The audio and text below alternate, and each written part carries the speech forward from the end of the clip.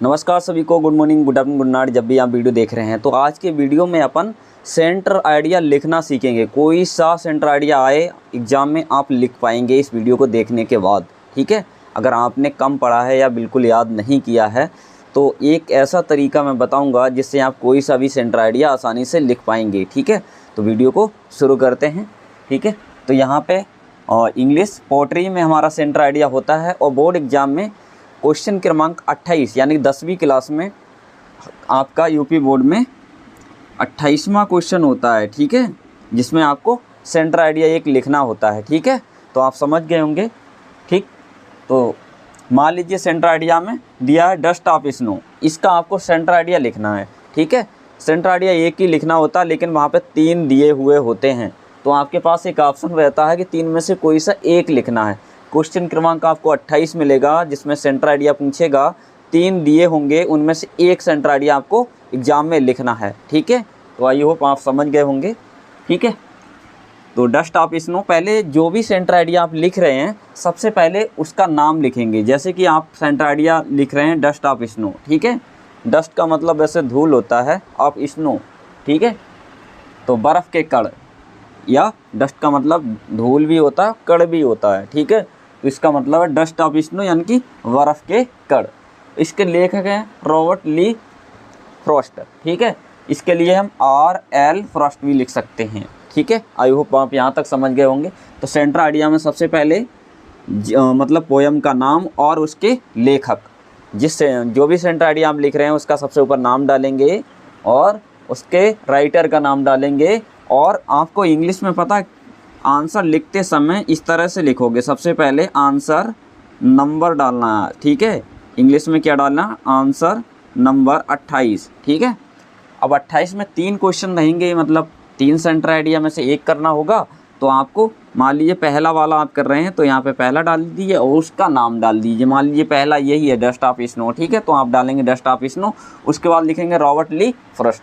तो लिखने का तरीका मेन ज़रूरी होता है, यानी कि बहुत ज़्यादा ज़रूरी है कि आप एग्ज़ाम में किस तरह से लिखते हैं। अगर लिखने का तरीका आपका ठीक नहीं है, आप बहुत अच्छे से याद कर लिए हैं, तब भी आपको अच्छे नंबर नहीं मिलते हैं। इसलिए शब्दों की पैकिंग बहुत अच्छे से करना है, बहुत सजा के अच्छे ढंग से लिखना है ना। कोई भी प्रोडक्ट यानी कोई भी वस्तु अगर उसकी डिजाइनिंग अच्छी है, पैकिंग अच्छी है, तो हम महंगे दाम में ख़रीद लेते हैं। सेम वैसे ही नियम यहाँ पे लागू होता है। हमारे शब्दों की पैकिंग अच्छी है, लिखावट अच्छी है, तो हमें अच्छे नंबर मिल जाते हैं एग्ज़ाम में। ठीक है, तो आपको अच्छे तरह से लिखना है। जैसे कि आंसर नंबर डालना है, 28 डाल दिया, उसके बाद जो भी लिख रहे हो उस सेंटर आइडिया का नाम डालो, उसके राइटर का नाम डालो। ठीक है, उसके बाद एक हेडिंग बनाना है सेंट्रल आइडिया। और हो सकता है कि आपको सेंटर आइडिया की स्पेलिंग ना याद हो। कुछ बच्चे ऐसे हैं इंग्लिश में इतने कमज़ोर हैं, उन्हीं के लिए मैं ये वीडियो लेकर के आया हूँ। सेंटर आइडिया की स्पेलिंग आपको उस क्वेश्चन में मिलती है सेंटर आइडिया, और जो सेंटर आइडिया लिखना वो भी लिखा होता है डस्ट ऑफ स्नो। तो लेखक का नाम, जो भी कवि का नाम है, वो आपको याद कर लेना। 2-3 मैं बता दूंगा, वही याद कर लो। ठीक है, आपका काम चल जाएगा। सेंटर आइडिया हेडिंग बना देना इस तरह से। उसके बाद लिखना this centre idea has been taken, यानी कि ये सेंटर आइडिया लिया गया है फ्रॉम द पोएम, यानी कविता से।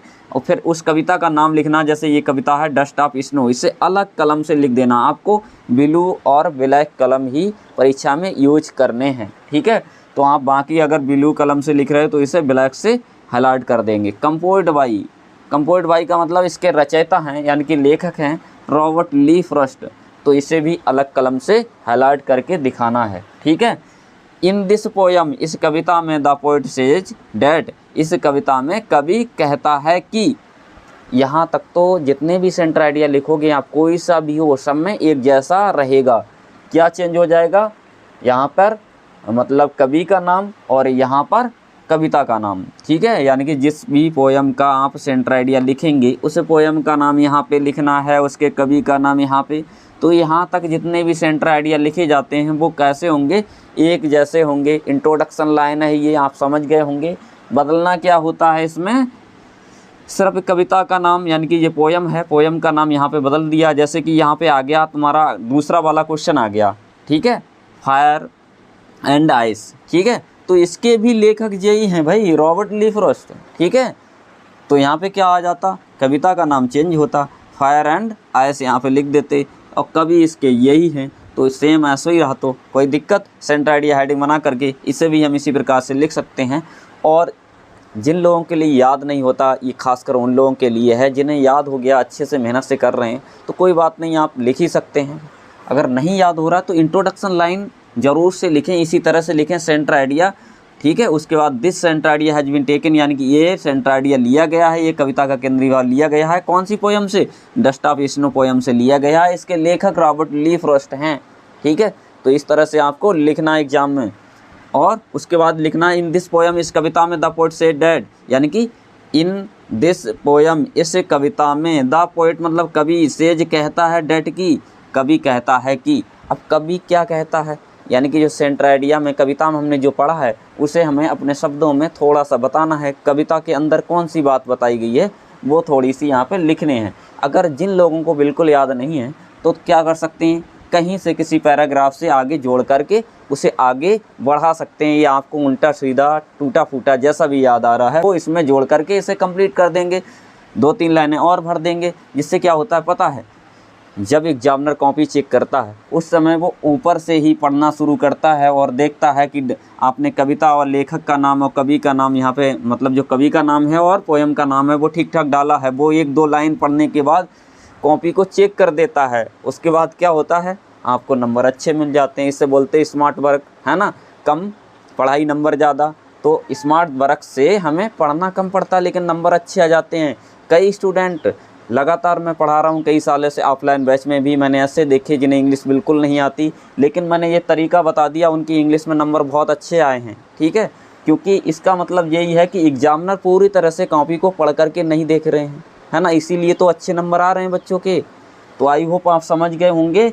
यानी कि कोई सा भी सेंटर आइडिया आए तो आपको करना क्या है, यहाँ पर बदल देना है सिर्फ कविता का नाम। जैसे कि यहाँ पर डस्ट ऑफ स्नो है तो फायर एंड आइस आ जाए तो यहाँ पे लिख देंगे, और कवि का नाम सेम दोनों का एक ही है, तो ये तो आपको याद करना ही नहीं है, एक का याद कर लिया और यही दोनों में से एक आपको एग्जाम में मिल जाना है।